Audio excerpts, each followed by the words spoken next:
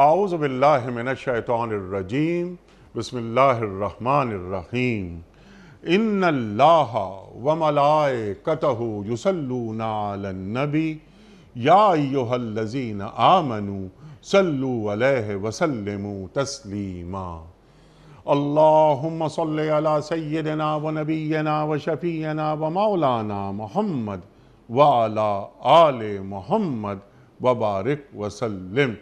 محترم خواتین و حضرات، السلام علیکم۔ پیام صبح کے ساتھ ایک بار پھر حاضر میں ہوں آپ کا میزبان انیق احمد۔ خواتین و حضرات، آپ اور ہم جانتے ہیں کہ قرآن کریم کے منتخب آیات پر ہمارے معزز علماء کلام فرماتے ہیں، ہمیں سکھاتے ہیں، سمجھاتے ہیں کہ قرآن کریم کی ان آیات کے معنی مفاہیم کیا ہیں، اللہ تعالیٰ کیا فرما رہا ہے۔ شان نزول سے لے کر لمحہ موجود تک گفتگو ہوتی ہے۔ ظاہر ہے قیامت تک ذہن انسانی کی امامت قرآن کریم کرتا رہے گا۔ تو قرآن کریم آج ہمارے ذہنوں کی امامت کیسے کرتا ہے، اور قرآن کریم کی یہ آیات ہمیں کیا بتا رہی ہیں، کیا درس دے رہی ہیں، کیا روشنی ہمیں مل رہی ہے۔ روز سیکھتے ہیں۔ اللہ تعالی ہمارے علماء کو سلامت رکھے، یہ تشریف لاتے رہیں اور ہمیں قرآن سے قریب کرتے رہیں، آمین۔ خواتین و حضرات، آج ہم بات کروائیں گے اپنے عہد کے ایک جید عالم دین سے سورہ صف کی آیات 8 اور 9 پر۔ اللہ اکبر، اللہ اکبر۔ قرآن کریم کی کیا آیات، کیا بڑی آیات۔ قرآن کریم کی ہر آیت ہی بڑی ہے، لیکن بعض آیات ایسی ہوتی ہیں کہ جو اپنا کینوس بڑا رکھتی ہیں اور تقاضے کچھ اور ہوتے ہیں اس کے۔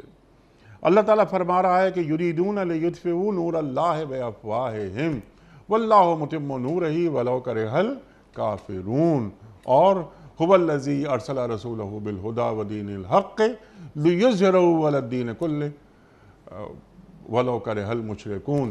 ایک اور جگہ سورہ فتح میں وکفیٰ باللہ شہیدا پر یہ آیت ختم ہوتی ہے۔ خواتین و حضرات، اللہ تعالیٰ فرما رہا ہے کہ یہ جو دین کے دشمن ہیں، یہ کیا چاہتے ہیں؟ یہ چاہتے ہیں کہ اپنی پھونکوں سے اللہ کے نور کو بجھا دیں۔ یہ کیسے ہو سکتا ہے؟ اللہ کا فیصلہ یہ ہے کہ اپنے نور کو پورا پھیلا کے رہے گا، خواہ کافروں کو کتنا ہی ناگوار لگے۔ اور پھر یہ کہ هو الذی ارسل رسولہ بالھدی، اللہ نے رسول کو بھیجا اللہ ہدایت کے ساتھ۔ خواتین و حضرات، اللہ کے رسول صلی اللہ علیہ وآلہ وسلم کی آمد، آپ کی بعثت، آپ کا مشن، اس مشن کی تکمیل، وہ دین حق اور اظہار دین، تمام ادیان پر دین کا غالب آ جانا، اور یہاں پر مشرکین کی بات ہو رہی ہے، اوپر ہو رہی ہے کافروں کی بات ہوئی کہ کافروں کو کتنا ہی برا لگے، اس کی پرواہ نہیں، اللہ کا نور پھیل کے رہے گا۔ تو یہ یہاں پر اللہ تعالیٰ مشرکوں کا ذکر خاص طور پہ کر رہا ہے۔ یہ بھی ایک سوال رکھیں گے۔ خواتین و حضرات، یہ آیات آج مسلمانوں سے کیا تقاضا کر رہی ہیں؟ آج بھی بہت سارے مقامات پر اللہ کے نور کو بجھانے کی کوششیں کی جاتی ہیں، کئی شکلیں ہیں اس کی۔ قرن اولیٰ میں بھی ہوتی تھیں، وہاں مومنانہ فراست کے ساتھ، مومنانہ بصیرت کے ساتھ ان کفار کی چالوں کو رد کر دیا جاتا تھا۔ آج جو کفار کی چالیں ہیں، دشمنان دین کی چالیں ہیں، ان کے جو حربے ہیں، ان کے جو مکر ہیں، ان سے کس طرح حکیمانہ انداز میں نمٹا جائے، یہ بھی ایک سوال رکھیں گے ہم آج کے معزز مہمان سے۔ خواتین و حضرات، ایک اور چھوٹی سی بات، وہ بھی آج کے پروگرام کے حوالے سے، کہ جو اللہ جب بات یہ فرما رہا ہے کہ هو الذی ارسل رسولہ بالھدی ودین الحق لیظہرہ علی الدین کلہ ولو کرہ المشرکون۔ خواتین و حضرات، اللہ تعالیٰ نے یہ وعدہ فرمایا اور اللہ کے رسول صلی اللہ علیہ وآلہ وسلم نے اظہار دین کیا، اور اللہ تعالیٰ کی بات یہ بالکل سچی ہو گئی۔ فتح مکہ کی طرف اشارہ ہے۔ بعض افراد کا یہ کہنا ہے کہ یہ ایک ہی بار کے لیے وعدہ تھا، اب دوبارہ اظہار دین نہیں ہوگا۔ ایک سوال رکھیں گے ہم کہ کیا جو کچھ افراد یہ بات بیان فرماتے ہیں، کیا اس بیان میں کوئی حقیقت ہے یا صرف مسلمانوں کو مایوسی کی طرف گامزن کرنے کے لیے اس طرح کی باتیں کی جاتی ہیں۔ خواتین و حضرات، سرکار دو عالم صلی اللہ علیہ وآلہ وسلم کے فرمودات اس بابت کیا ہیں، یہ بھی ہم جانیں گے اپنے آج کے معزز مہمان محترم ڈاکٹر حبیب الرحمان عاصم صاحب سے۔ ڈاکٹر صاحب بہت ممنون، بڑا شکر گزار آپ تشریف لائے۔ ڈاکٹر حبیب الرحمان عاصم صاحب کو خوش آمدید کہتے ہوئے پروگرام کا آغاز اللہ تعالیٰ کے بابرکت نام سے سورہ صف اور آیات 8 اور 9۔ اعوذ باللہ من الشیطان الرجیم، بسم اللہ الرحمن الرحیم۔ یریدون لیطفئوا نور اللہ بافواہہم واللہ متم نورہ ولو کرہ الکافرون۔ هو الذي أرسل رسوله بالهدى ودين الحق ليظهره على الدين كله ولو كره المشركون۔ صدق اللہ العظیم۔ یہ لوگ اپنے منہ کی پھونکوں سے اللہ کے نور کو بجھانا چاہتے ہیں، اور اللہ کا فیصلہ یہ ہے کہ وہ اپنے نور کو پورا پھیلا کر رہے گا، خواہ کافروں کو یہ کتنا ہی ناگوار ہو۔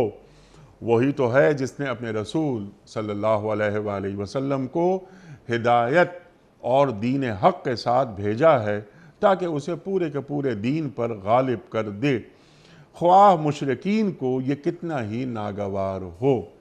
صدق اللہ العظیم۔ خواتین و حضرات، محترم ڈاکٹر حبیب الرحمان عاصم صاحب کی خدمت میں، اس سے پہلے کہ ہم رکھیں آج کے پروگرام کے حوالے سے پہلا سوال، کوئز، کل کے پوچھے گئے سوال کا درست جواب اور آج کا سوال آپ کی خدمت میں۔ کل کا سوال یہ تھا کہ بیت المقدس کی بنیاد کس پیغمبر نے رکھی تھی؟ درست جواب حضرت داؤد علیہ السلام نے۔ آج کا سوال نوٹ فرما لیجئے، قرآن کریم میں کتنے انبیاء کا ذکر آیا ہے؟ قرآن کریم میں کتنے انبیاء کا ذکر آیا ہے؟ 25 کا، 26 کا یا 36 کا؟ جو درست جواب آپ سمجھتے ہوں روانہ فرمائیے۔ ہمارے فون نمبرز ہیں 0092213452709۔ ہمارا دوسرا فون نمبر ہے 009221343000980۔ ہمارا ای میل ایڈریس ps@duniatv.tv، ہمارا SMS کا نمبر 3031، اور خواتین و حضرات ہمارا واٹس ایپ کا نمبر ہے 00923218250194۔ خواتین و حضرات، آغاز کرتے ہیں ڈاکٹر صاحب سے۔ ڈاکٹر صاحب ارشاد فرمائیے، کتنی بڑی آیات ہیں یہ، کوشش کریں گے کہ احاطہ کر لیں اس پورے پروگرام میں۔ یریدون لیطفئوا نور اللہ بافواہہم، ارشاد۔ بسم اللہ الرحمن الرحیم۔ یقیناً یہ بہت بڑی آیت ہے، اور اس کے ساتھ منسلک دوسری آیت جو اس کو مکمل کر رہی ہے اپنے مفہوم کے اعتبار سے۔ اللہ اکبر۔ اس آیت کا جو ابتدائی ایک جملہ ہے وہی بذات خود اس قدر وسیع اور آفاقی قسم کا معنی رکھتا ہے کہ آدمی زندگیاں کھپا دے تو اس کا پورا احاطہ نہیں کر سکتا۔ اللہ اکبر۔ اور وہ ہے نور اللہ۔ اللہ کا نور کیا ہے؟ پہلے حصے میں ہم یہ جانتے ہیں کہ اللہ رب العزت نے خود یہ فرمایا کہ خود اللہ رب العزت تمام آسمانوں اور زمین کا نور ہے۔ اللہ نور السماوات والارض۔ اللہ نور السماوات والارض۔ اللہ اکبر۔ گویا کہ ان کائناتوں میں اور ہماری اپنی سرزمین میں جو بے شمار قسم کی چھوٹی بڑی کائناتیں موجود ہیں، اس میں ہر مقام پر اللہ تعالیٰ کی نور کی جھلک دیکھی جا سکتی ہے اور اس کو محسوس کیا جا سکتا ہے۔ اگر عقل استعمال کی جائے، شعور استعمال کیا جائے، اللہ تعالیٰ کی طرف سے دی جانے والی حکمتیں اور زندہ دل اس کے لیے کھول دیا جائے، تو ہر ذرے میں اللہ کا نور، اور ہر قطرے میں اللہ کا نور، اور ہر پھول میں اللہ کا نور، اور ہر مخلوق میں اللہ کا نور دکھائی دے سکتا ہے، جو اس کی قدرتوں کی شکل میں، اس کی رحمتوں کی شکل میں اور اس کی حکمتوں کی شکل میں اللہ تعالیٰ کے نیک بندوں کو دکھائی دیتا ہے، اور ہم ان کے واسطے سے اور ان کے ذریعے سے اس نور کو دیکھنے کی تمنا بھی رکھتے ہیں اور کوشش بھی کر رہے ہیں۔ ٹھیک۔ دوسرا اللہ کا نور، اللہ تعالیٰ کی وہ عظیم الشان کتاب کہ جو لوح محفوظ میں ہے، جس کے مختلف نسخے زمین پر مختلف حصوں میں آتے رہے اور بالآخر قرآن مجید کی شکل میں ایک کامل ترین، ایک مکمل ترین حالت میں ہمیں عطا کیا گیا۔ اللہ نے اسے بھی نور قرار دیا ہے، اور یقیناً یہ اللہ تعالیٰ ہی کا کلام ہے۔ سابقہ تورات اور انجیل کی آیات میں یہ بات باقاعدہ لکھی گئی، اور جناب مسیح علیہ السلام کی طرف سے بطور خاص اس کو بیان کیا گیا۔ انجیل برنباس میں خصوصی اس کا ذکر پایا جاتا ہے کہ میرے بعد ایک ایسا نبی آئے گا کہ جس کے منہ میں اللہ تعالیٰ اپنا کلام رکھ دے گا، گویا کہ وہ کلام جسے اللہ نے خود نور قرار دیا، وہ جناب رسول اللہ صلی اللہ علیہ وسلم کے منہ میں، آپ کے دہن میں، آپ کی زبان پہ جاری کر کے انہیں بھی اس نور کا حصہ بنا دیا گیا۔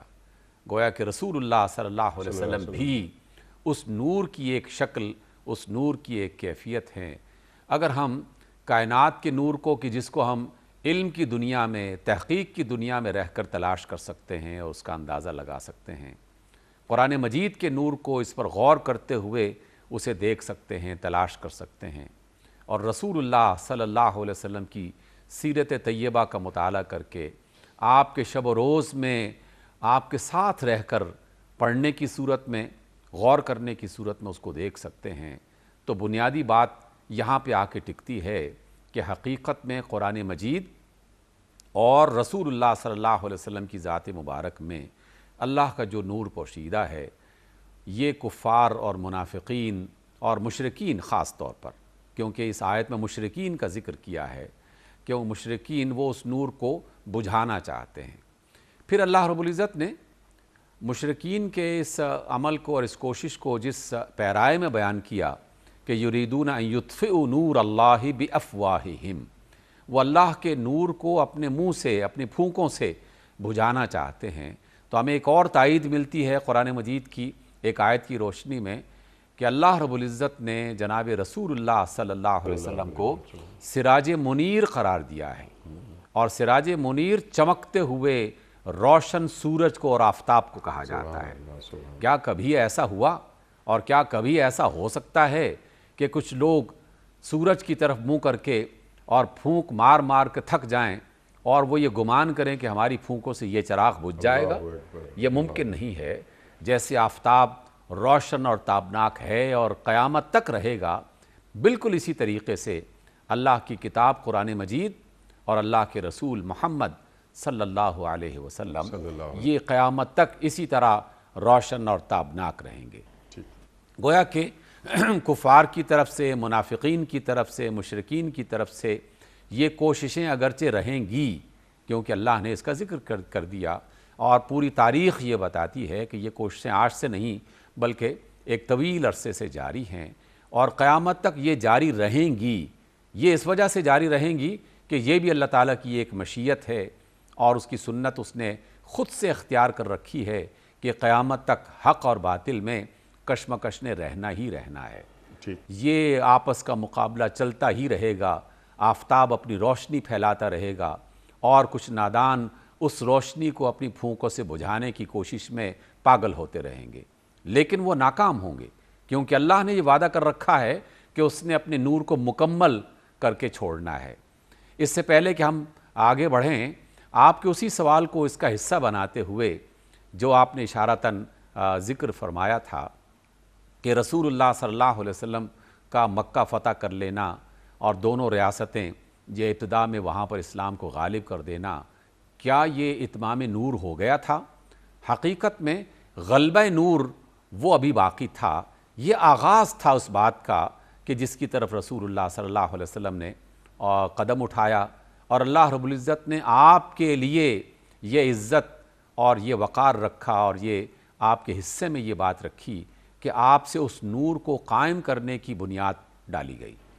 ہم جب رسول اللہ صلی اللہ علیہ وسلم کو کہ جو اللہ کے نور ہیں، اس میں کوئی شک نہیں، اللہ کی کتاب قرآن مجید جو اللہ کا نور ہے، اس میں کوئی شک نہیں، اس کی بے شمار تفسیریں بیان کی جا سکتی ہیں، لیکن ہم یہ بات تو کنفرم جانتے ہیں قرآن کی اپنی آیات کی روشنی میں کہ رسول اللہ صلی اللہ علیہ وسلم صرف فتح مکہ کے لیے رسول بنا کے تو نہیں بھیجے گئے تھے، صرف ریاست مدینہ قائم کرنے کی صورت میں انہیں رسول تو نہیں بنایا گیا تھا، اور صرف سرزمین حجاز اور اس کے آس پاس کے بعض عرب علاقوں تک تو اللہ کے رسول کی دعوت اور آپ کے نور کی روشنی نہیں پہنچنی تھی۔ آپ کو تو قیامت تک کے لیے آفتاب بنایا گیا ہے اور ساری اقوام عالم کے لیے آفتاب بنایا گیا ہے، تو گویا غلبہ دین جو نور حق ہے اس کے غلبے کا عمل ابھی مکمل نہیں ہوا، شروع ہوا تھا رسول اللہ صلی اللہ علیہ وسلم کی ذات میں، اور آپ کی کوششوں کے نتیجے میں ایک ابتدائی جسے مثال کہا جا سکتا ہے، جسے نمونہ کہا جا سکتا ہے، جسے ماڈل کہا جا سکتا ہے، اس صورت میں ہمیں ریاست مدینہ کی شکل میں ہمیں یہ بتا دیا گیا کہ اللہ کے نور کا غلبہ اس انداز میں ہوگا، لیکن یہ بات تو پوری دنیا میں غالب ہوگی، تب کہیں جا کر اس آیت کا مصداق جو ہے وہ ہمارے سامنے آئے گا۔ اس اعتبار سے یہ بات پہلے ہی مرحلے میں جان لینی چاہیے کہ ابھی رسول اللہ صلی اللہ علیہ وسلم کے لائے ہوئے نور کو اور آپ کے لائے ہوئے پیغام کو غالب ہونا ہے، کیونکہ غالب ہونے کا عمل پوری دنیا پر دیکھا جائے گا، اور پوری دنیا میں غالب ہونا ہی در حقیقت اس آیت کی اصل پکار ہے، اور اس کی طرف یہ اشارہ کیا گیا ہے۔ دوسری بات، جب ہم یہ کہتے ہیں کہ وہ اپنی پھونکوں سے اس نور کو بجھانا چاہتے ہیں، تو جس طرح قرآن مجید میں مختلف باتوں کی تعلیم دی گئی، اس کے مختلف خاکے بنائے گئے، مختلف میدان متعین کیے گئے، مختلف شکلیں بتائی گئیں، تو کفار کی اور مشرکین کی کوششیں بھی ان تمام حوالوں سے آگے بڑھ رہی ہیں۔ وہ اللہ کے اس نور کو بجھانا چاہتے ہیں اپنے منہ سے، اپنی پھونکوں سے، تو سب سے پہلا وار وہ انسانی فکر پر ہوتا ہے، کیونکہ قرآن مجید اور رسول اللہ صلی اللہ علیہ وسلم کی تعلیمات کا نقطۂ آغاز وہ انسانوں کے تصور کو، ان کے نظریات کو اور ان کے عقائد کو درست کرنا ہے۔ عقیدہ درست ہوگا تو یہ پہلی اینٹ بنے گی جس کی بنیاد، جس پر ایک پوری عمارت کھڑی کی جائے گی، اور اس عمارت میں اسلام کے تمام مختلف جو شعبے ہیں وہ اپنا اظہار کریں گے کہ یہ اسلام کا اقتصادی نظام ہے، یہ سیاسی نظام ہے، یہ اخلاقی نظام ہے، یہ معاشرتی نظام ہے، وہ جا کر اس عمارت کے مختلف گوشوں کونوں میں ہمیں دکھائی دے گا۔ لیکن سب سے پہلی بنیاد وہ عقیدہ توحید اور وہ عقیدہ رسالت اور وہ عقیدہ آخرت ہے کہ جو اللہ رب العزت نے تمام آسمانی کتابوں میں بیان کیا اور رسول اللہ صلی اللہ علیہ وسلم نے لوگوں کو سکھایا۔ اس کو بجھانے کے لیے کیا کیا جا رہا ہے؟ اور کیا کیا جاتا تھا اور کیا کیا جاتا تھا اور رہا۔ ہم شروع کریں گے اس بات کو اور آپ سے پوچھیں گے کہ اس وقت کیا ہوتا تھا، یہ کفار مکہ اور یہ مشرکین مکہ، ان کا طریقہ کار کیا ہوتا تھا۔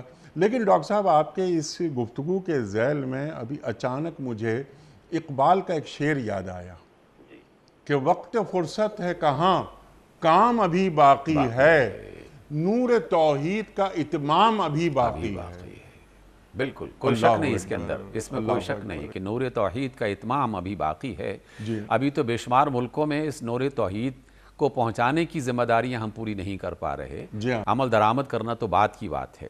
اس اعتبار سے واقعی نور توحید کا اتمام ابھی باقی ہے، اس کو ہم آگے بڑھائیں گے۔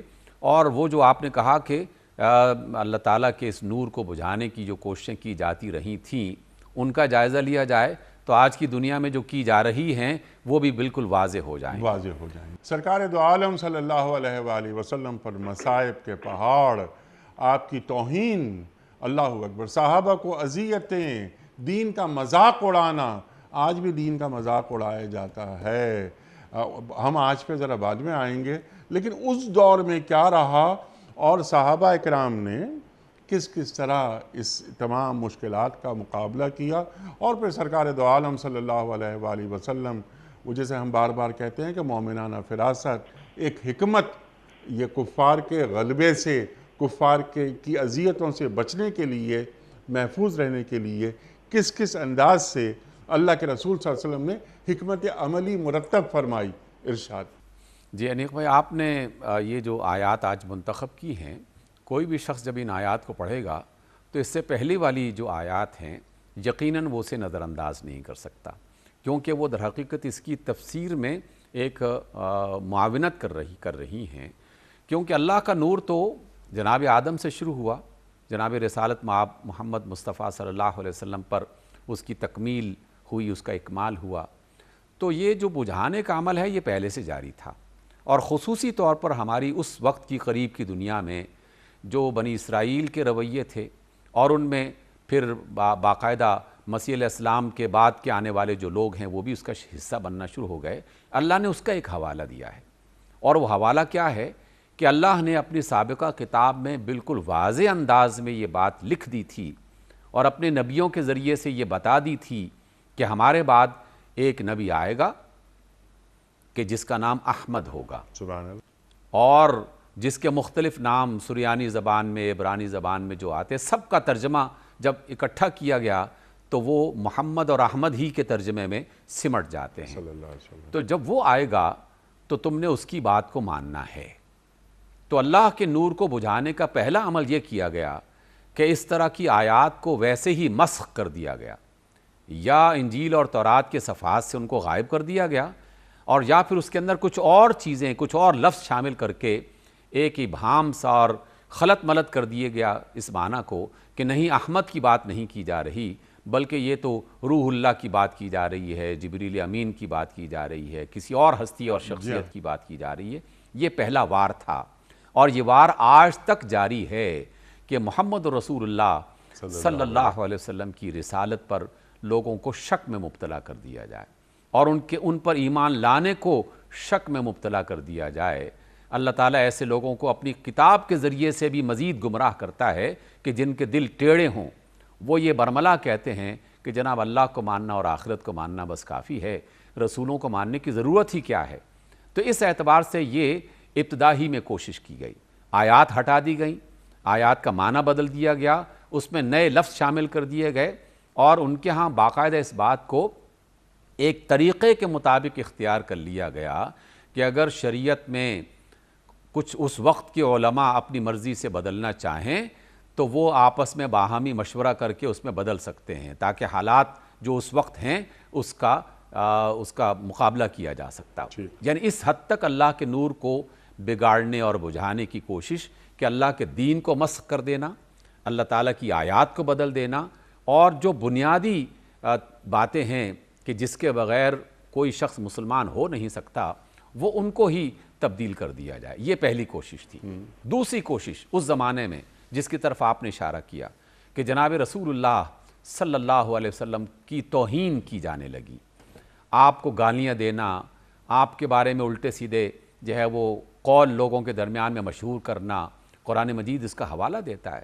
کسی نے کہا کہ یہ جادوگر ہیں، کسی نے کہا کہ یہ کاہن ہیں، کسی نے کہا کہ یہ شاعر ہیں، اور جیسے شاعر بہت ساری باتیں سوچ کر بنا ڈالتے ہیں، انہوں نے بھی اس طرح کا کوئی کلام بنا لیا ہے. اس کے علاوہ آپ کو اپنی مجالس میں مختلف طریقوں سے اذیت کہ جس کے پیچھے توہین شامل ہوا کرتی تھی اس کو اختیار کرنا. انیق بھائی، یہ جو توہین والا معاملہ ہے یا کسی کو ڈیگریڈ کرنے والا معاملہ ہے، یہ ایک ایسا قدم ہے کہ جس کے بعد آہستہ آہستہ اس کی اہمیت ختم ہو جاتی ہے. آج بھی ہم نے جو طریقہ اختیار کر رکھا ہے یہ وہی طریقہ ہے کہ جو اسلام کی بات کرنے والے ہیں یا اسلام کی تعلیم دینے والے ہیں ان کو توہین کا شکار کر دیا جائے یا ان کو ڈیگریڈ کر دیا جائے، ان کی اہمیت ختم کر دی جائے. اس اہمیت کو ختم کرنے سے خود بخود اس کے مقابل کی جو دوسری چیزیں ہیں وہ بڑھنا شروع ہو جاتی ہیں. آج کی دور کی بات جلد آ گئی، اگرچہ ہماری گفتگو سابقہ ان کوششوں کے حوالے سے چل رہی ہے، لیکن حوالہ دینا مناسب رہے گا کہ اگر ہم واقعی بالکل ایک غیر جانبدار فرد کے طور پر اپنے ملک کا جائزہ لیں کہ جو باقاعدہ اسلام کے نام پر بنایا گیا، اور آج کل ریاست مدینہ کے اعتبار سے اس نام کو مزید جو ہے وہ اجاگر کیا جا رہا ہے، ہمارے اس ملک میں اللہ کی اس کتاب جو کہ نور کی بنیاد ہے، اور رسول اللہ صلی اللہ علیہ وسلم کی سیرت جو نور کی بنیاد ہے، اس کی تعلیم کو عام کرنے کے لیے ایک اجتماعی اور منظم کوشش کہاں ہو رہی ہے؟ نہیں ہو رہی۔ اگر کوئی شخص واقعی غیر جانبدارانہ انداز میں جس کا جائزہ لے تو اسے پتہ چلے گا کہ کچھ لوگوں نے، چاہے ان کی تعداد لاکھوں میں کیوں نہ پہنچ جائے، انفرادی طور پر اپنے انداز میں اور اپنی سمجھ کے مطابق قرآن کو تھوڑا بہت پڑھنا، تھوڑا بہت سمجھنا، سیرت کی بعض چھوٹی موٹی چیزوں کو جان لینا، بس اس کو اختیار کر رکھا ہے۔ لیکن ایک سسٹم کے مطابق جو پوری قوم کو اس نور سے، روشنی سے آگاہ کرنے والی کا سسٹم ہوتا ہے، اس اعتبار سے ہم نے اس کو اختیار نہیں کیا گیا۔ پاکستان کا کوئی تعلیمی ادارہ جو سرکاری ہو یا غیر سرکاری معروف بڑا ادارہ جس میں پورے قرآن کو اول سے لے کر آخر تک پڑھایا جاتا ہو، نہیں ملے گا آپ کو۔ سیرت اول سے لے کر آخر تک لوگوں کو بتائی جاتی ہو، نہیں ملے گی۔ ہاں، مسجدوں کے ممبروں سے مختلف قسم کے مذہبی جو جماعتیں اور گروہ ہیں، وہ اپنے اپنے انداز میں اپنی اپنی سمجھ کے مطابق اس کے کچھ اجزاء لوگوں کے سامنے پیش کر رہے ہیں۔ گویا کہ جس چیز کو آپ نے غیر اہم سمجھا، اسے اپنے نظام سے باہر نکال دیا، اور جس چیز کو آپ نے اہم سمجھا اسے اپنے نظام کا حصہ بنا دیا۔ جب وہ نظام کا حصہ بنتا ہے تو پھر اس کے لیے بجٹ منظور ہوتا ہے، پھر اس کے لیے ادارے بنتے ہیں، پھر اس کے لیے افراد تیار کیے جاتے ہیں، پھر اس کے لیے ایک پورا جو ہے وہ ایک سلسلہ قائم کر دیا جاتا ہے۔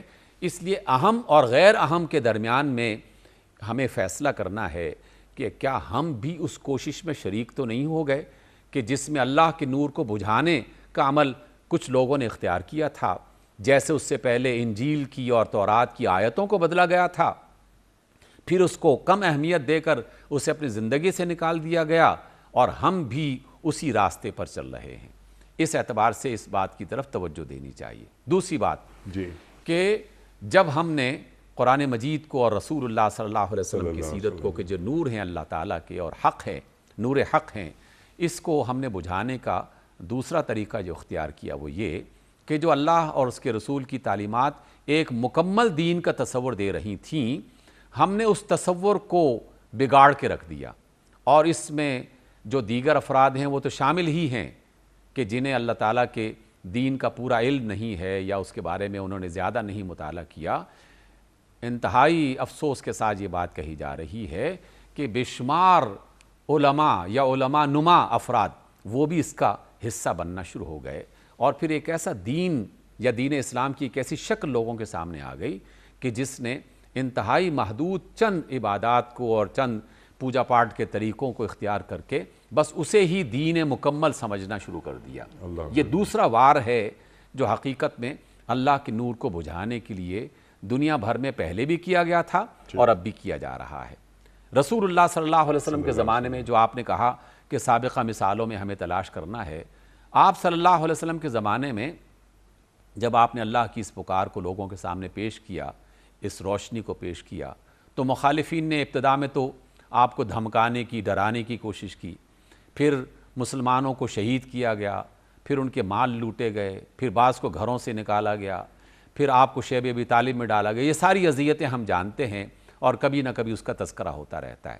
لیکن ان کوششوں میں سے ایک کوشش یہ بھی تھی جو آج بھی اس طریقے سے جاری ہے کہ باقاعدہ مشرکین کے سرداروں کا، جس میں عتبہ، شیبہ، ابو جہل، امیہ بن خلف، یہ سب لوگ شریک ہوئے، اور جناب ابو طالب ان کے پاس آتے ہیں اور کہتے ہیں کہ ہم آپ کے بھتیجے سے ایک ایسا معاہدہ کرنا چاہتے ہیں کہ جس کے بعد ہمارے درمیان کی یہ دشمنی ختم ہو جائے۔ جناب ابو طالب اپنے بھتیجے جناب رسول اللہ صلی اللہ علیہ وسلم کو بلاتے ہیں اور کہتے ہیں کہ یہ معززین ہیں، سردار ہیں مکہ کے، یہ آئے ہیں اور آپ سے کوئی بات کہنا چاہتے ہیں۔ ان کی بات کیا تھی؟ ان کی بات صرف یہ تھی کہ آپ ہمارے معبودوں کو کچھ نہ کہیں اور ہم آپ کے خدا کے بارے میں کچھ نہیں کہیں گے، بس سارے اپنے اپنے معاملات کو اپنے اپنے طریقے سے چلائیں، بات اسی طریقے سے مل جل کر آگے بڑھاتے ہیں۔ یہ دنیا جیسے پہلے چل رہی تھی، ہم مکہ میں پرسکون انداز میں رہ رہے تھے، بس اسی طرح رہیں گے۔ رسول اللہ صلی اللہ علیہ وسلم نے ان کی بات سن کے کہا کہ کیا میں تمہیں ایک ایسی بات نہ کہوں کہ اگر تم مان لو تو عرب تمہاری اطاعت میں آ جائے اور عجم تمہیں جزیہ دینے کے لیے تیار ہو جائے۔ اللہ اکبر۔ ابو جہل کہتا ہے کہ جناب فرمائیے ایسی کون سی بات ہے، ہم تو 10 باتیں ایسی ماننے کے لیے تیار ہیں، فرمائیے کیا بات ہے۔ آپ علیہ السلام نے فرمایا اے لوگو قولوا لا الہ الا اللہ تفلحوا، اللہ، اے لوگو کہہ دو کہ اللہ کے سوا کوئی معبود نہیں ہے، بس تم کامیاب ہو جاؤ۔ سبحان اللہ۔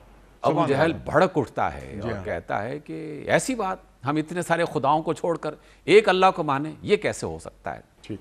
گویا کہ آج بھی اس کوشش کو اللہ کے نور کو بجھانے کے حوالے سے اختیار کیا جا رہا ہے کہ ایک اکیلا نہیں، بہت سوں کو اپنے ساتھ ملاؤ اور چین کی زبان سری جو ہے وہ بناؤ اور اچھی زندگی بسر کرو۔ ٹھیک ہے ڈاکٹر صاحب، یہی بات آپ کی، اسی بات کو ذرا سا آگے بڑھاتے ہیں۔ آپ نے بالکل بتایا اور ایسا ہی ہم سب نے پڑھا ہے کہ ہماری تاریخ میں یہی لکھا ہوا ہے کہ ابتدائی دور میں یہ تمام مسائل اور یہ مصائب ان کا سامنا کرنا پڑا۔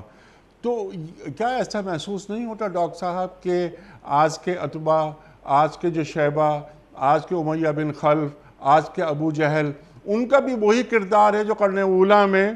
بالکل وہی ہے، اسی وجہ سے تو ہم اس کو آپ کے اس پروگرام کے توسط سے سننے والوں کو، دیکھنے والوں کو بتانا چاہتے ہیں کہ اپنی آنکھیں کھولو، اتبا شیبہ ختم نہیں ہوئے، ان کی نسل کے نئے اتبا شیبہ پیدا ہو چکے ہیں، نئے ابو جہل وہ دنیا میں موجود ہیں جن کا مشن وہی ہے، جن کا کام وہی ہے جو اس زمانے کے لوگوں نے کیا تھا۔ کیا رسول اللہ صلی اللہ علیہ وسلم کا یہ فرمان ہمیں یاد نہیں ہے؟ آپ نے فرمایا کہ تمہارے اندر بنی اسرائیل کی ساری خرابیاں پیدا ہو جائیں گی جیسے ان میں تھیں، حتیٰ کہ اگر ان میں سے کوئی شخص گوہ کے بل میں داخل ہوا تو میری امت میں سے بھی کوئی نہ کوئی ایسا فرد ہوگا کہ جو یہ کام کرے گا۔ گویا کہ اس زمانے کی جتنی بھی چالیں تھیں جو اللہ کے نور کو بجھانے کے لیے وہ لوگ استعمال کر رہے تھے، وہ آج کے دور میں بھی نئے نئے ناموں سے اور نئی نئی شکلوں سے وہ جاری ہیں اور ہمیں ان کو پہچاننا ہے۔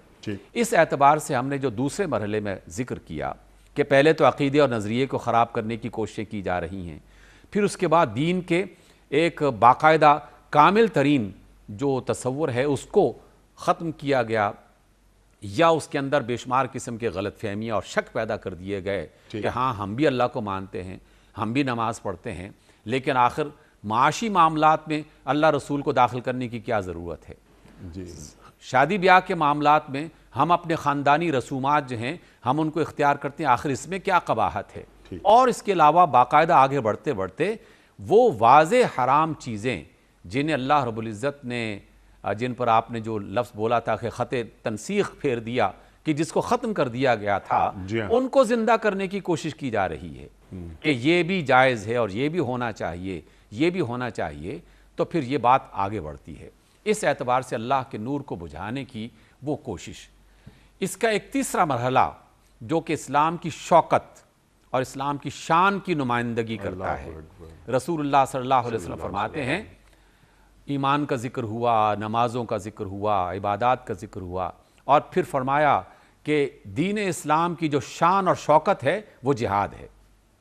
شان اور شوکت جس کی وجہ سے دین طاقتور ہوتا ہے، مضبوط ہوتا ہے۔ جہاد اپنے وسیع تر معنی میں، یقیناً ہم اس کو جب بھی کہتے ہیں تو اس معنی میں، تو اس جہاد کا جب ذکر ہوا تو باقاعدہ اس کو نشانہ بنایا گیا، نشانہ بنا کے کہیں اس کو ختم کرنے کی بات کہی گئی، کہیں اس کی تفسیریں اور تعبیریں بالکل بدل کے کہ جس میں جہاد نام کی کوئی چیز نہیں ہے بلکہ ایک کمپرومائزنگ ایٹیچیوڈ جسے آپ کہتے ہیں کہ وہ اختیار کرنے کی بات، انسانیت کے نام پر، محبت کے نام پر لوگوں کو دھوکہ دینے کی کوشش، وہ اس کے سامنے آ رہی ہے۔ جبکہ اس کے مقابلے میں ابلیس جو روز اول سے دشمن ہے، اس نے باقاعدہ قتال کے راستے کو اپنا رکھا ہے، باقی تمام ہتھ کنڈے تو استعمال کر ہی رہا ہے، باقاعدہ قتال کے راستے کو اس نے اپنا رکھا ہے، اور اس میں 1000 نہیں، 1-2 لاکھ نہیں، لاکھوں افراد مسلمان وہ لقمہ اجل بن چکے ہیں اور بن رہے ہیں۔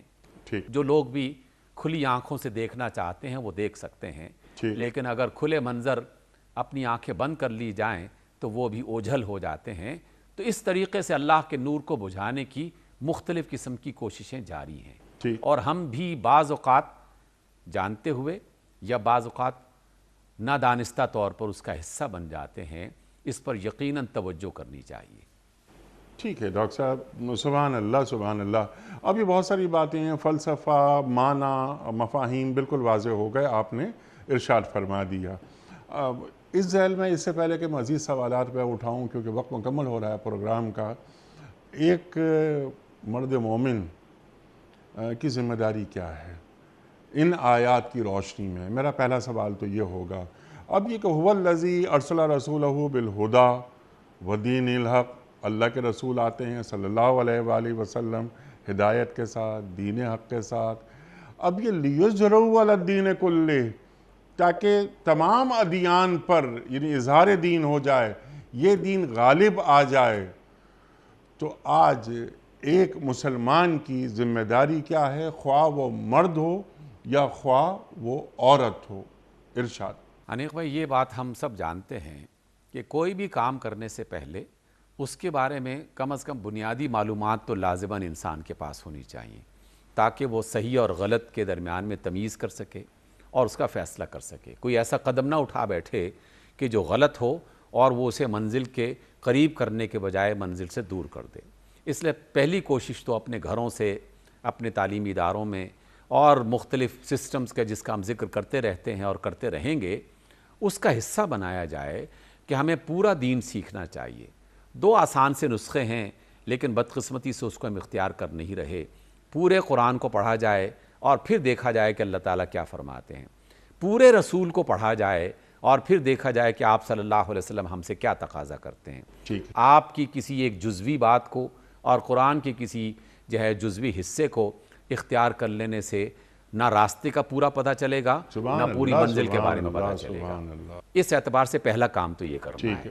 دوسرا کام یہ کرنا ہے کہ اللہ رب العزت جب بھی کوئی فیصلہ یا کوئی بات دنیا میں بتانے کے لیے قرآن مجید کا ذریعہ اس کو اختیار کرتے ہیں، تو یہ بات حقیقت ہے کہ اللہ تعالیٰ نے اپنے فرشتوں کے ذریعے سے اس زمین پر اس نظام کو غالب نہیں کرنا۔ اگر وہ کرنا چاہتا تو اس کے لیے کوئی مشکل نہیں تھا، وہ دنیا میں پیدا ہونے والے ہر انسان کو مومن بنا کے پیدا کرتا اور مسلمان بنا کے اسے زندگی بسر کرنے پر مجبور کر دیتا۔ سبحان اللہ۔ لیکن اللہ نے ایسا نہیں کیا۔ جب نہیں کیا تو پھر اس کا مطلب یہ ہے کہ اظہار دین کا کام ہم نے کرنا ہے، ہمارے ذریعے سے اللہ تعالیٰ کروانا چاہتا ہے، اور اسی دوران وہ ہمارا امتحان لیتے ہوئے غلط اور صحیح کا فیصلہ کر کے چھانٹی کر دے گا کہ کون تھا جو اظہار دین میں میرا ساتھی تھا، میرے رسول کا ساتھی تھا، اور کون تھا جو اس کے راستے میں رکاوٹ بن رہا تھا۔ اس لیے یہ کام ہم نے کرنا ہے۔ سبحان اللہ۔ تیسری بات جو اس پروگرام کے آخری حصے میں شامل ہو گئی ہے اور قرآن مجید کی آیات اس کی طرف اشارہ کرتی ہیں اور رسول اللہ صلی اللہ علیہ وسلم واضح طور پر اس کو بیان کرتے ہیں، اور وہ یہ ہے کہ اللہ تعالیٰ کی مشیت مسلسل آگے بڑھ رہی ہے۔ دنیا میں جتنے مرضی طوفان کھڑے ہوتے رہیں، چاہے کتنے ہی لوگ پھونک مار مار کر اس آفتاب رسالت کو اور نور کو بجھانے کی کوشش کرتے رہیں، اللہ تعالیٰ نے اپنے اس کام کو جب غالب کرنا ہے تو وہ بھی اپنی تدبیر کے مطابق اس کام کو آگے بڑھا رہا ہے۔ اور آپ علیہ السلام کی بشارت کے مطابق ایک وقت اس زمین پر ایسا آئے گا کہ مشرق سے لے کر مغرب تک کوئی خطہ ایسا نہیں بچے گا کہ جس میں رہنے والے لوگ اللہ کو اور اس کے رسول کو نہ مان لیں۔ سبحان اللہ۔ یہ کب ہوگا؟ یہ قیامت کے قریب، نہ جانے اس کا وقت نہ تعین کیا جا سکتا ہے نہ بتایا جا سکتا ہے، لیکن یہ حقیقت ہے اور اس نے ہو کر رہنا ہے۔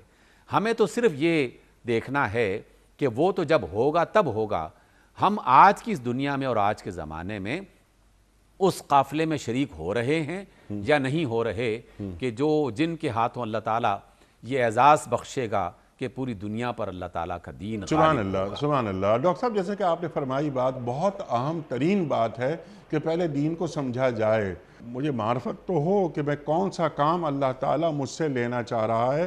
سرکار دو عالم صلی اللہ علیہ وآلہ وسلم کا مشن کیا تھا؟ اللہ نے جو آپ کو مبعوث فرمایا، یعنی ادیان عالم پر اسلام کا غلبہ، لیظہرہ علی الدین کلہ کی جانب میرا اشارہ ہے، جو آج کی ہماری آیت نمبر 9 ہے۔ ڈاکٹر صاحب، فرض کیجئے کہ میں اس سوال کو یوں رکھتا ہوں آپ کی خدمت میں کہ آپ نے جس جانب اشارہ فرمایا تھا کہ معلوم ہو ہمیں کہ ہمیں کون سے کام کرنے ہیں، تو قرآن اور صاحب قرآن ساتھ ساتھ چلتے ہیں. سیرت رسول کریم صلی اللہ علیہ وآلہ وسلم کی جو اثری معنویت ہے، کیا اس کو جانے بغیر ہم اس مشن کو پورا کرنے میں معاون و مددگار ہو سکتے ہیں؟ انیق بھائی، حقیقت میں تو ہم اس کام کو، جو عظیم الشان کام ہے، اس کو کرنے میں آگے بڑھنا چاہتے ہیں تو اس کے بغیر ممکن نہیں ہے.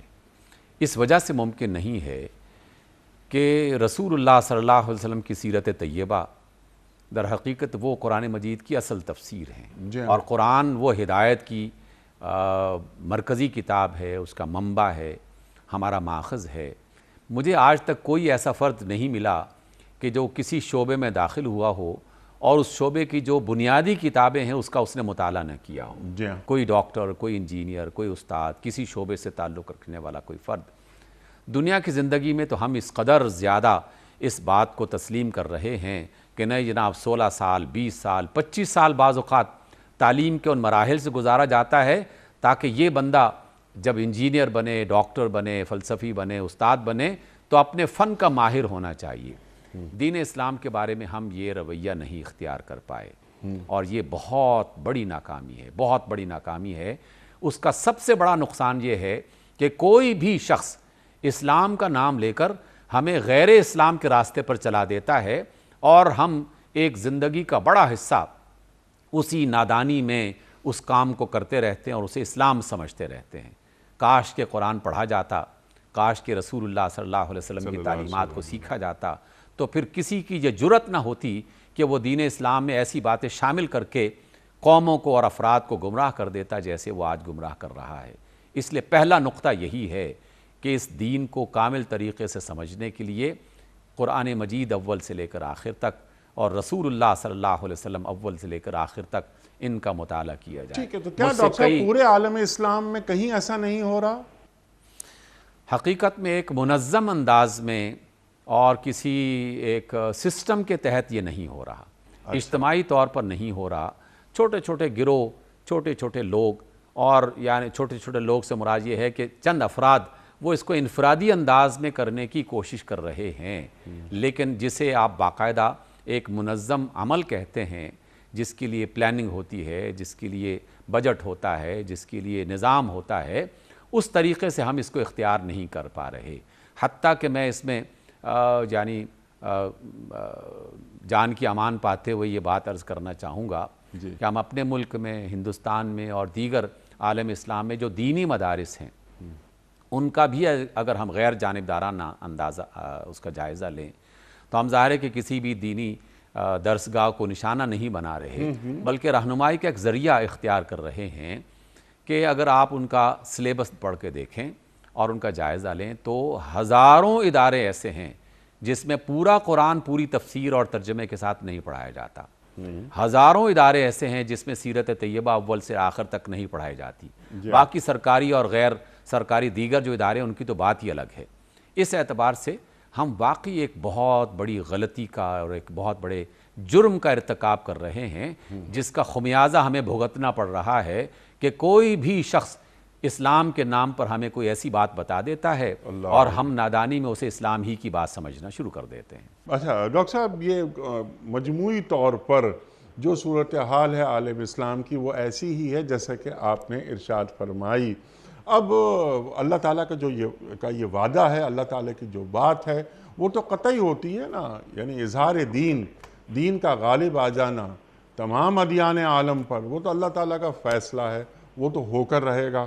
اور آپ نے بھی یہ بات کئی بار پروگرام کے دوران عطا فرمائی.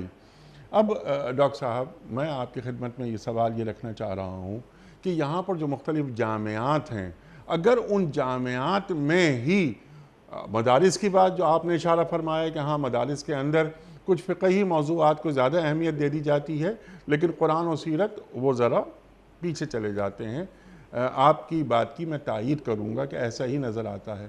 لیکن ہم اپنے جامعات میں جو اثری معنویت کی میں نے ایک بات کی تھی، اس حوالے سے قرآن و سیرت کو پڑھایا جائے اور بتایا جائے انہیں کہ آج کے جو مسائل ہیں عالم اسلام کے، ان کو عہد نبوی صلی اللہ علیہ وآلہ وسلم کی روشنی میں کس طرح آپ کی سیرت سے استنباط کرتے ہوئے حل کیا جا سکتا ہے. تو اگر کوئی 5,000 لڑکے اور لڑکیاں ہماری جامعات کی، بہت زیادہ نہیں، بس 5,000 یہ نکل آئے، اور پھر انہوں نے پاکستان، جیسے ہم ہمیشہ ایک بات کہتے ہیں کہ پاکستان ہماری پہلی محبت ہے، تو کم از کم آج بتائیں گے کہ جو کنٹمپریری ایشوز ہیں وہ کیا ہیں، اور قرآن و سیرت سے ہمیں کیا رہنمائی مل رہی ہے. ہمارے معاشی مسائل، ہمارے سیاسی مسائل، ہمارے گورننس کے مسائل وغیرہ وغیرہ، ہمارے علمی مسائل، ہمارے تعلیمی مسائل، ان کا حل تو قرآن پیش کر رہا ہے اور صاحب قرآن پیش کر رہے ہیں. تو اس پر توجہ نہیں دی جا رہی. جیسے کہ آپ نے فرمایا، میں آپ کی بات کو سیکنڈ کرتے ہوئے حل جاننا چاہ رہا ہوں آپ سے. دیکھیے، حل کی جو کوشش ہے نا، وہ یقیناً ہونی چاہیے، اور کہیں نہ کہیں اس کا آغاز ہے. میں آپ کی اس پہلی بات کو پہلے بنیاد بناتے ہوئے یہ کہنا چاہوں گا کہ اللہ تعالیٰ جب کوئی بات کہتے ہیں تو وہ حتمی ہوتی ہے، اس نے ہر صورت میں ہو کے رہنا ہے. جی. جب وہ ہو کے رہنا ہے تو پھر اللہ تعالیٰ میرا اور آپ کا محتاج نہیں ہے، دینی مدارس کا محتاج نہیں ہے. اگر میں نہیں کروں گا، کوئی اور فرد نہیں کرے گا، پاکستان نہیں کرے گا، اللہ کا کام ہے، تو وہ اللہ ہو کر تعالیٰ رہے کا گا. کام ہے، وہ ہو کے رہے گا. میں اس کی ایک چھوٹی سی مثال جو چشم دید ہے، اور آپ کے شاید کسی پروگرام میں ذکر بھی ہوا ہو. آج سے کئی سال پہلے تاشقند میں جانے کا اتفاق ہوا. اس سے پہلے وہ رشیا حکومت میں ایک طویل وقت گزار چکے تھے، جس میں پورے اس علاقے میں قرآن مجید پڑھنا تو دور کی بات ہے، کسی کے گھر سے، کسی کی دکان سے قرآن کا نسخہ مل بھی جائے تو اس کی سزا موت ہوا کرتی تھی. مسجدیں کعبہ خانوں میں تبدیل ہوتی، ہم نے خود اپنی آنکھوں سے دیکھا. بے شمار ان تعلیمی اداروں کو مکمل طور پر بند کر کے اس میں کھڈیاں کام کر رہی تھیں اور قالین بنے جا رہے تھے. اور جہاں کہیں کوئی شخص مسلمان کی طرح عبادت کرتے ہوئے، سوائے ایک آدھ شہر میں دکھانے کے لیے ایک آدھ مسجد قائم رکھی ہوئی تھی کہ باہر سے کوئی وفد آئے تو انہیں بتایا جائے کہ یہاں پر بھی مسلمان موجود ہیں. تاشقند کے شہر میں اور دیگر سمرقند میں ہم نے یہ دیکھا. انہوں نے یہ بتایا کہ ہم لوگ اپنے گھروں کے اندر تہہ خانے خفیہ بناتے تھے اور موم بتی کی روشنی میں یا لالٹین کی روشنی میں قرآن مجید پڑھنے کی کوشش کرتے رہے. جب رشین طاقت وہاں سے گئی تو اسی لمحے پورے اس خطے میں ہزاروں کی تعداد میں حفاظ قرآن، بہترین تلاوت کرنے والے، اور ان میں کئی علماء جو قرآن مجید کا ترجمہ جانتے تھے، وہ میدان میں آ گئے، اور اتنی خوبصورت تلاوت کرنے والے کہ ہمارے ہاں پاکستان کی مساجد میں دکھائی نہیں دیتی. اس کا مطلب کیا ہے؟ مطلب یہ ہے کہ اگر ہم یہ کام نہیں کریں گے یا کسی خطے میں اس کو پوری پابندی بھی لگا دی جائے گی تو اللہ تعالیٰ نے راستے بنا دینے ہیں، اور اللہ تعالیٰ کے نئے لوگ لے آتا ہے. اللہ تعالیٰ کو اپنے دین کی ہم سے زیادہ فکر ہے. ڈاکٹر صاحب، یہ جو بات میں آپ کی خدمت میں عرض کر رہا تھا کہ یقیناً یہ حفاظ، یہ تلاوتیں، یہ نمازیں یہ چلتی رہنی چاہیے، اور یہ قیامت تک ہوتا رہے گا. اس طرح انہیں نمازیں ہوتی رہیں گی، تلاوت قرآن کریم ہوتی رہے گی. لیکن جیسے جامعات میں ہم آج کے جو ماڈرن ایشوز ہیں، کنٹمپریری ایشوز ہیں، دنیا پر غلبہ حاصل کرنے کے لیے اظہار دین کے حوالے سے اگر ہم اس کا کینوس اور بڑا کر لیں، عالم اسلام کی بات کریں، تو کچھ ایکسپرٹ کالونیز اگر ہم بنائیں عالم اسلام کی سطح پر، کہ دنیا کے بڑے علوم جن کے ذریعے دنیا کو گورن کیا جاتا ہے، وہ علوم پاکستان میں، ملیشیا میں، سعودیہ میں، ایران میں، انڈونیشیا میں، جو بڑے ممالک ہیں عالم اسلام کے، ان میں کوئی 50,000 سے 1,00,000 بچے اور بچیاں ریسرچ کریں اظہار دین کے لیے، دین کے غلبے کے لیے. لیکن دین کو سمجھ لینے کے بعد، دین کو جان لینے کے بعد کہ اللہ تعالیٰ کا منشا کیا ہے، سرکار دو عالم صلی اللہ علیہ وآلہ وسلم ہمیں کیسا دیکھنا چاہ رہے ہیں، تو یہ کہ هو الذی ارسل رسولہ بالہدی والدین الحق لیظہرہ علی الدین کلہ. ڈاکٹر صاحب، بہت ساری باتیں مزید ہو سکتی ہیں، اور یہ میں چاہ رہا ہوں اس پر آپ اپنے لاسٹ منٹ آپ فرمائیے. ایکسپرٹ کالونیز، دیکھیے اس کی اشد ضرورت ہے، اور اس ضرورت کو کچھ لوگ انفرادی انداز میں پورا کرنے کی کوشش کر رہے ہیں کہ جو عصری تقاضے اور مسائل ہیں ان کو قرآن و سنت کی روشنی میں اس کا حل پیش کیا جائے. لیکن دیکھیے مغرب کی دنیا ہمارے لیے ایک مثال اس اعتبار سے بن رہی ہے، اور اللہ تعالیٰ نے، اللہ کے رسول نے یہ بھی سمجھایا ہے کہ جہاں کہیں کوئی اچھا کام ہو رہا ہو تو اسے مثال بنایا جا سکتا ہے، یہ تمہارا اپنا ہی کام ہے۔ جی ہاں، وہاں پر تھنک ٹینکس جب ہم یہ کہتے ہیں، ایک اجتماعی وزڈم جسے ہم کہتے ہیں، دانشگاہیں، تو یہ در حقیقت اس کی طرف قدم آگے بڑھانے کا کام ہے۔ اس کے لیے جزوی طور پر کچھ کام افراد نے کیے، اور کچھ جامعات میں بھی بعض شعبہ جات میں یہ کام ہوئے، مثلاً بعض بڑے معیشت ادارے کے ہیں، بڑے ادارے ہیں اس میں۔ انہوں نے مل کے کام کیا۔ جی ہاں، ڈاکٹر کیا۔ صاحب وقت مکمل ہوا ہمارے پروگرام کا، اللہ تعالیٰ آپ کو اچھا رکھے، آپ تشریف لائے۔ خواتین و حضرات، سرکار دو عالم صلی اللہ علیہ وآلہ وسلم کی سیرت کو جان کر، اس کو اثر سے جوڑ کر، قرآن کریم کی روشنی میں آگے بڑھ کر اظہار دین، تکمیل دین ہو گئی۔ الیوم اکملت لکم دینکم واتممت علیکم نعمتی ورضیت لکم الاسلام دینا۔ اب غلبہ دین، جس طرح ڈاکٹر صاحب نے ہمیں تعلیم فرمایا کہ مشرق سے لے کے مغرب تک دین کا غلبہ، لیکن اس کے لیے ایک روڈ میپ چاہیے، اس کے لیے مومنانہ فراست چاہیے، اس کے لیے حکمت چاہیے۔ جسے حکمت عطا کی اسے خیر کثیر عطا کیا، اللہ قرآن کریم میں فرما رہا ہے۔ تو ہم سب کو مل کر اجتماعی جو دانش ہے اس کا کام یہ ہے کہ دین کی روح لے کر اس کو عصری تقاضوں میں ڈھال کر ان تقاضوں کو پورا کیا جائے جو لمحہ موجود کی ضرورت ہے۔ ڈاکٹر صاحب کا شکریہ ادا کرتے ہیں، اور کوئز جو کل کا سوال ہم نے رکھا تھا اس کا درست جواب، آج کا سوال اور قرآن دازی۔ کل کا سوال یہ تھا کہ بیت المقدس کی بنیاد کس پیغمبر نے رکھی تھی؟ درست جواب حضرت داؤد علیہ السلام نے۔ آج کا سوال نوٹ فرما لیجئے، قرآن کریم میں کتنے انبیاء کا ذکر ہوا ہے؟ 25 کا، 26 کا یا 36 کا؟ جو درست جواب آپ سمجھتے ہو روانہ فرمائیے۔ ہمارے فون نمبرز ہیں 0092213452709۔ ہمارا دوسرا فون نمبر ہے 009221343000980۔ ہمارا ای میل ایڈریس ps@duniatv.tv۔ ہمارا SMS کا نمبر 3031، اور ہمارا واٹس ایپ کا نمبر ہے 009232182500194۔ خواتین و حضرات، وقت قرآن اندازی کا، کراچی میں کوئی مہمان نہیں، اس لیے میں نے نیچے سے ایک پرچی نکالی، اور آج کے ونر ہیں ناہید نوید ملتان سے۔ ناہید نوید ملتان سے آپ کی خدمت میں دنیا ٹی وی کی جانب سے دینی کتب پر مشتمل گفٹ ہیمپر آپ کے گھر بذریعہ کوریئر روانہ کیا جا رہا ہے۔ آپ کو بہت بہت مبارک ہو۔ اختتام ہوتا ہے پیام صبح کا روزانہ ایک قول پر، اور وہ قول ہوتا ہے صاحب نہج البلاغہ امیر المومنین حضرت علی مرتضیٰ کرم اللہ وجہہ کا۔ آپ فرماتے ہیں کہ جس طرح چاہتے ہو کہ تم پر زیادتی نہ ہو، یوں ہی دوسروں کے ساتھ بھی زیادتی نہ کیا کرو۔ سبحان اللہ، سبحان اللہ۔ اپنے میزبان انیق احمد کو کل تک کے لیے اجازت دیجیے۔ خدا حافظ۔